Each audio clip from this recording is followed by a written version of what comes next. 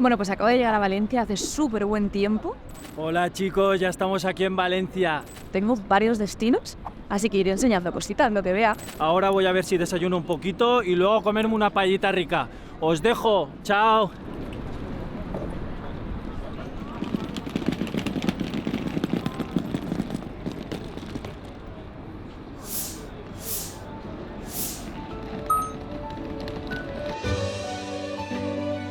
Ves sitios, los grabas y los compartes con cientos de personas que no conoces.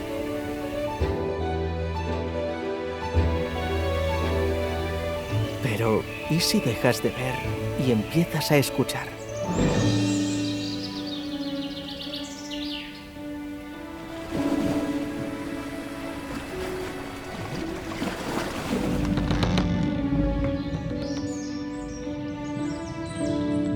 ¿Sería escuchar otra forma de ver?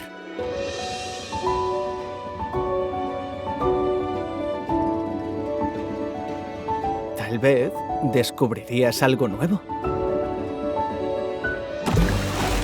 Nuevos lugares.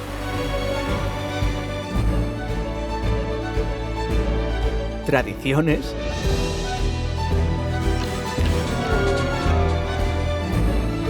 Músicas. Fiestas, sabores,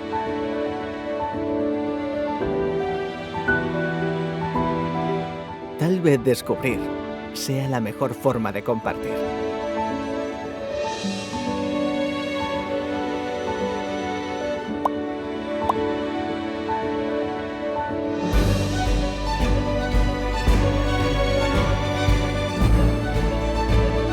Y compartir,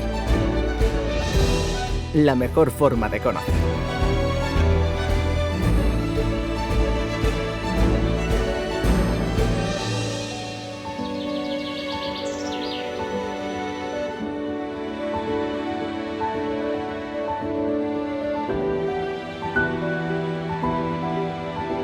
No es lo mismo ver Valencia que vivir Valencia.